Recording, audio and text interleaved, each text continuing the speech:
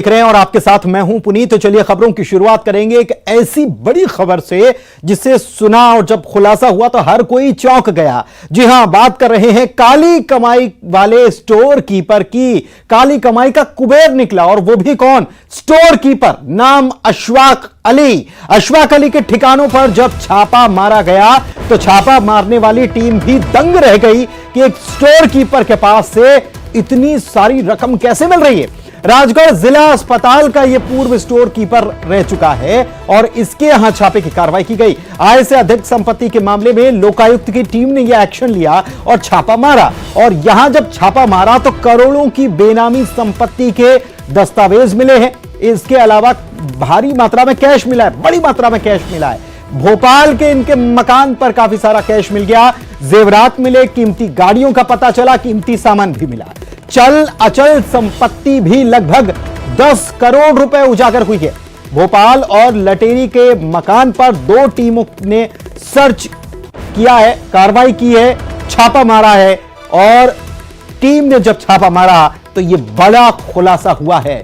Store keeper, सोचिए, एक store keeper और इसके पास से इतनी बड़ी रकम कैसे आ गई, कहां से आ गई, और वो भी राजगढ़ जैसे जिले में जिला अस्पताल का ये स्टोर कीपर है और इसके पास से 10 करोड़ से ज्यादा की संपत्ति का खुलासा हुआ है। शैलेंद्र, हमारे संवाददाता शैलेंद्र भदौरिया हमारे साथ भोपाल से जुड़े हुए हैं, उनके पास चलते हैं सीधे और उन्हीं से बात करते हैं इस मसले पर। शैलेंद्र, बहुत हैरानी होती है, राजगढ़ जैसे जिले का जिला अस्पताल में स्टोर कीपर के तौर पर काम करने वाला व्यक्ति इतना करोड़ों की संपत्ति का मालिक कैसे निकला? जाहिर तौर पर जमकर भ्रष्टाचार किया गया और पूर्व ये स्टोर कीपर बताया जा रहा है। हाँ, बिल्कुल आपने ठीक कहा कि एक छोटी सी इनकम तनख्वाह पाने वाला व्यक्ति का करोड़पति निकलता है तो आश्चर्य बहुत होता है कि किस तरीके से उसने गड़बड़ियां की होंगी, या ये कहें कि सरकारी पैसे का गबन जो है वो उसने किया होगा। क्योंकि भ्रष्टाचार के तौर पर अगर देखें तो 10 करोड़ से अधिक की संपत्ति का लेखा जोखा अभी तक उसके घर पर निकला है। ये पूर्व में राजगढ़ जिले में मेडिकल विभाग में स्टोर कीपर के तौर पर काम करता था।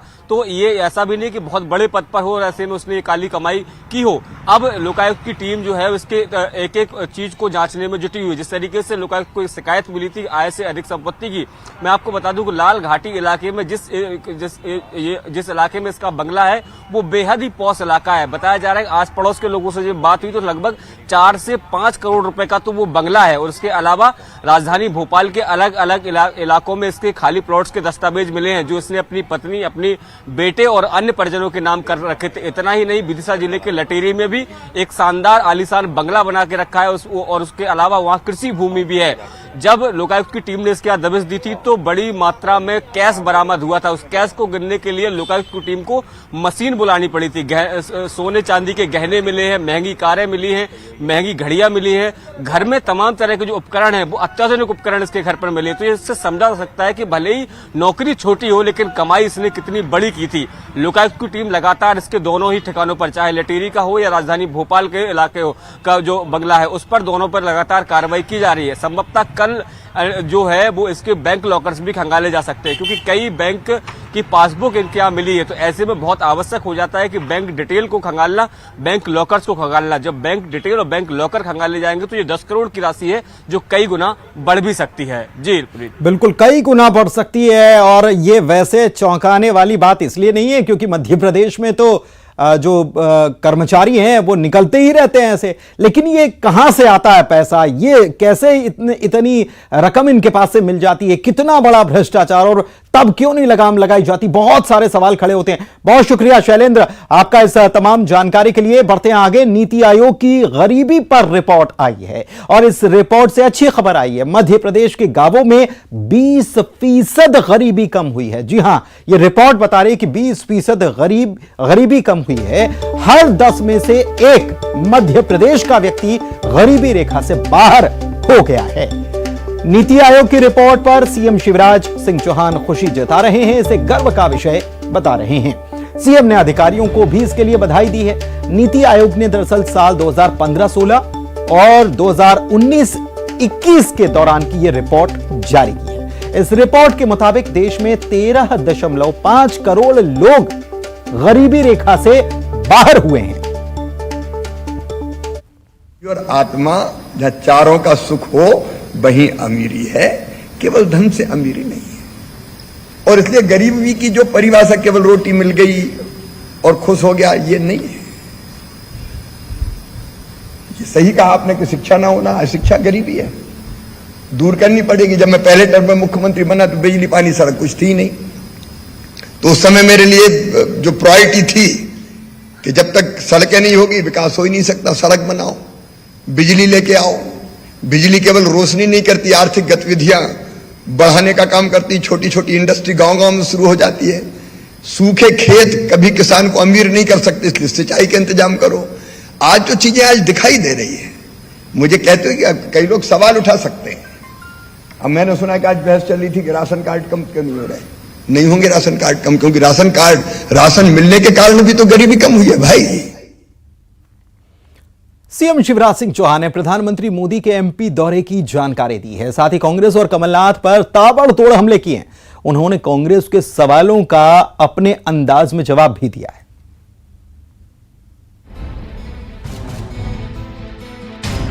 हर दिन की तरह सीएम शिवराज सिंह चौहान ने आज भी पौधारोपण किया। सीएम ने प्रधानमंत्री नरेंद्र मोदी के दौरे को लेकर जानकारी दी और कहा कि 12 अगस्त को प्रधानमंत्री संत रविदास के मंदिर की आधारशिला रखेंगे। साथ ही एमपी को कई सौगातें देंगे।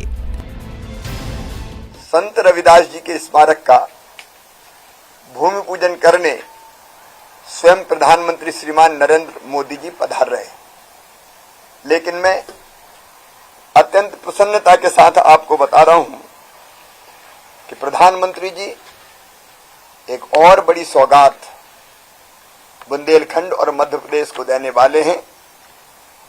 बीना रिफाइनरी पेट्रोकेमिकल की विस्तारीकरण परियोजनाओं का भूमि पूजन भी वो करेंगे। शिवराज सिंह चौहान ने कमलनाथ को भी आड़े हाथों लिया। 18 साल के हिसाब मांगने पर उन्होंने कहा कि एमपी 2003 के बाद से विकास के पथ पर लगातार बढ़ रहा है। उन्होंने दिग्विजय सिंह पर तंज कसा और प्रति व्यक्ति आय में इजाफे का जिक्र किया। 18 साल का हिसाब दो, बताओ। 18 साल का हिसाब मांग रहे तो सुन लो। 2003 तक मध्य प्रदेश बीमारू राज्य था। बीमारू राज्य, प्रति व्यक्ति आय थी 11,000 रुपया। कमलनाथ जी आज बढ़ के हो गई 1,40,000 रुपया। जब कांग्रेस की सरकार होती थी तो मैं फिर दोहरा रहा हूं, गड्ढों में सड़क ढूंढती थी कमलनाथ जी जनता। पूछो अपने सहयोगी दिग्गी राजा से, केवल 61,000 किलोमीटर टूटी फूटी सड़कें थी। आज ग्रामीण सड़कों को अगर मैं मिला लूं तो 5,11,000 किलोमीटर शानदार सड़कें बनाई। साल के अंत में प्रदेश में विधानसभा के चुनाव होने हैं। ऐसे में बीजेपी और कांग्रेस के बीच जुबानी तीर चल रहे हैं। आने वाले वक्त में ये और भी तेज होंगे।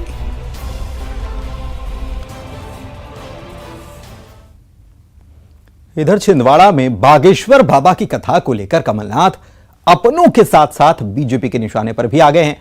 कमलनाथ ने हिंदू राष्ट्र को लेकर एक बार फिर से बयान दिया। कमलनाथ ने हिंदू राष्ट्र की मांग को बेईमानी बताया है।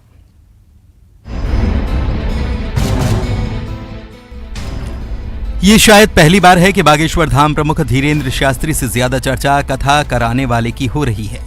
छिंदवाड़ा में नकुलनाथ ने बागेश्वर बाबा की कथा का आयोजन किया है, लेकिन नकुलनाथ के साथ ही उनके पिता कमलनाथ बीजेपी के साथ साथ अपनों के भी निशाने पर आ गए। बागेश्वर बाबा की आरती को लेकर कांग्रेस नेता प्रमोद कृष्णम ने जो कुछ ट्वीट में कहा, उससे बीजेपी को भी मौका मिल गया। हिंदू राष्ट्र की मांग पर जब कमलनाथ से सवाल पूछा गया तो कमलनाथ ने जो कहा वो भी सुन लीजिए।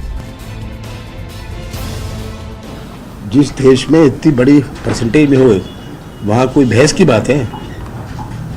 ये तो है ही 82% अगर भारत में हिंदू हैं तो हम कहें कि ये हिंदू राष्ट्र है, ये कहने की क्या आवश्यकता? ये तो आंकड़े बताते हैं। उधर कमलनाथ के कथा कराने को लेकर नेता प्रतिपक्ष गोविंद सिंह ने क्या कहा है, ये भी सुन लीजिए। कथा सुनने कराने में कोई बुराई नहीं है, इनकी श्रद्धा है वो अपने करें, लेकिन कथा को के नाम पर वोट कमाने का काम न करें। ये करते तो कथा का महत्व ही पूरा समाप्त हो जाता है और भगवान भी ऐसे लोगों को माफ नहीं करते जो वोट मांगते हैं कि हम कथा करा रहे कुछ ले न पाए। ईश्वर के काम पूजा पाठ करो। बागेश्वर बाबा को लेकर एमपी कांग्रेस के कई नेता सवाल उठाते रहे हैं। ऐसे में कांग्रेस सॉफ्ट हिंदुत्व को लेकर बीजेपी के टारगेट पर है। मुश्किल ये है कि अकेले बीजेपी नहीं है, बल्कि इंडिया के कई नेता भी हैं जो सवाल उठा रहे हैं।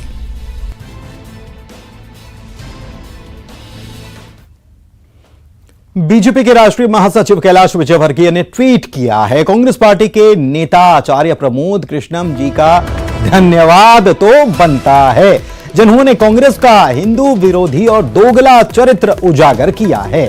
सच तो यह है कि कांग्रेस को हिंदुओं की याद केवल चुनाव के समय आती है, बाकी समय तो उनका एजेंडा हिंदुओं का विरोध ही रहता है।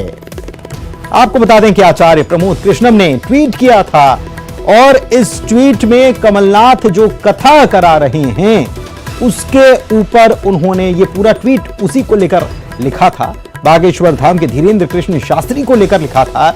इसमें राहुल गांधी, प्रियंका गांधी को टैग किया गया था। यह है ट्वीट, प्रमोद कृष्णम का ट्वीट। और यह कैलाश विजयवर्गीय का ट्वीट जो कह रहे हैं कि धन्यवाद बनता है, चरित्र उजागर किया है कांग्रेस का प्रमोद कृष्णम ने।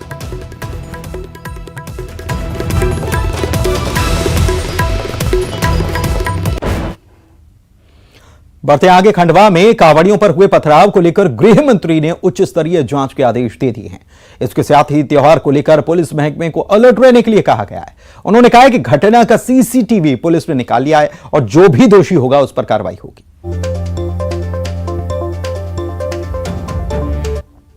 प्रदेश के अंदर पुलिस को अलर्ट मोड पर कहा गया है, बारीकियों की भी चिंता करने को कहा गया है।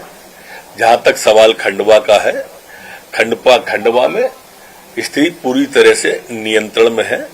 तहसीलदार की गाड़ी को एक पत्थर लगा था, कांच टूटा था, उसमें अज्ञात की कायमी की गई है। सीसीटीवी फुटेज सारे के सारे निकलवा लिए गए हैं और उनको खंगाला जा रहा है।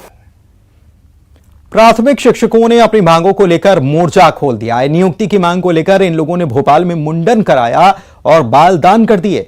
इन लोगों ने खाली पदों पर 2020 के पास अभ्यर्थियों से इन पदों को भरने की मांग की है। इसके साथ ही फर्जी विकलांग प्रमाण पत्र से नियुक्ति लेने वालों को बाहर करने की भी मांग की गई।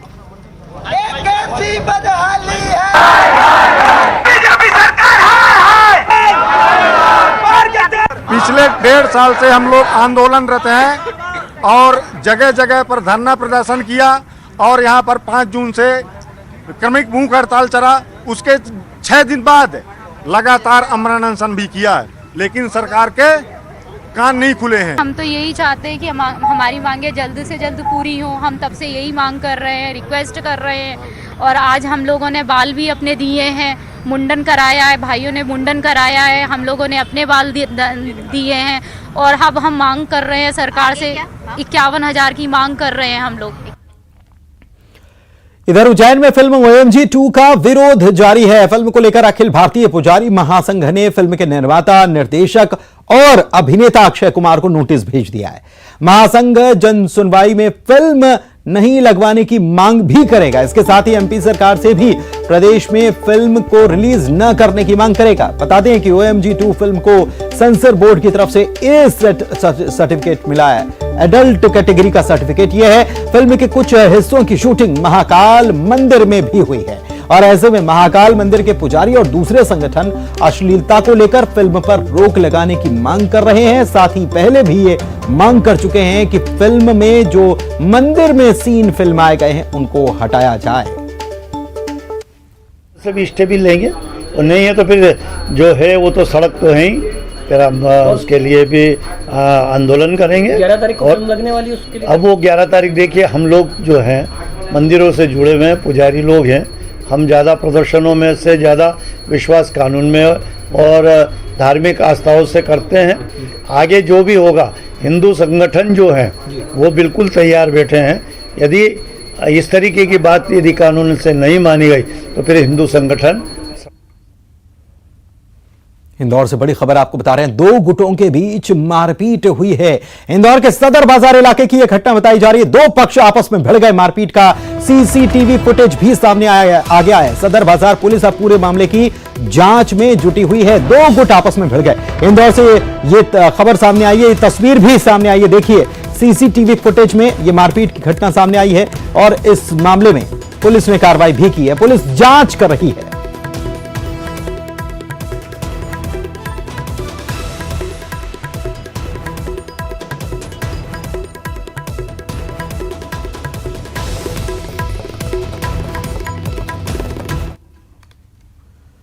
इंदौर से एक और बड़ी खबर बता रहे हैं, गिरफ्त में आ गए हैं मोबाइल लुटेरे। मोबाइल लूटने वाले दो आरोपी गिरफ्तार कर लिए गए।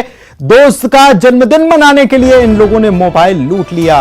दो बाइक और लूट का मोबाइल भी इनसे जब्त किया गया। यह बड़ी खबर आपको बता रहे हैं। कनाडिया पुलिस ने लुटेरों को पकड़ा है।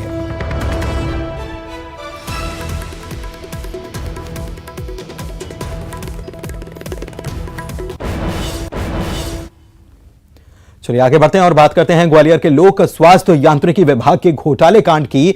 तो 16 करोड़ 42 लाख रुपए के घोटाले के मामले में ग्वालियर क्राइम ब्रांच ने 3 लोगों के खिलाफ एफआईआर दर्ज कर ली। इस मामले को लेकर एएसपी ऋषिकेश मीणा ने बताया कि ट्रेजरी ऑफिस ने 2 दिन में रिकॉर्ड उपलब्ध कराने के लिए कहा था।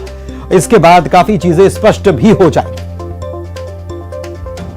आप लोगों को मालूम है कि रोशनी घर स्थित जो पीएचई का दफ्तर है उसमें कुछ जो ऑडिटिंग को लेके कुछ चीज़ें सामने आई थी और लगभग 16 करोड़ रुपए का जो घोटाला हुआ था, जो लेन देन में कुछ डिस्क्रिपेंसीज हैं, उसी को लेके एफआईआर करवाई गई। क्राइम ब्रांच की टीम इसमें लगातार विवेचना कर रही है। अभी कल हमने कुछ थानों को अकाउंट को हमने सीज करवाया है और ट्रेजरी ऑफिसर से भी हमने इसमें पूछताछ की है। उनकी तरफ से जो भी सैक्ट है, डॉक्यूमेंट्री सैक्ट है, उनको 2 दिन बाद हमारे सामने प्रस्तुत कर दिया जाएगा, क्योंकि उनकी भी कोई इंटरनल उसमें कमेटी जांच कर रही है। और आइए अब नजर डालते हैं 25 सेकंड में खबर पर।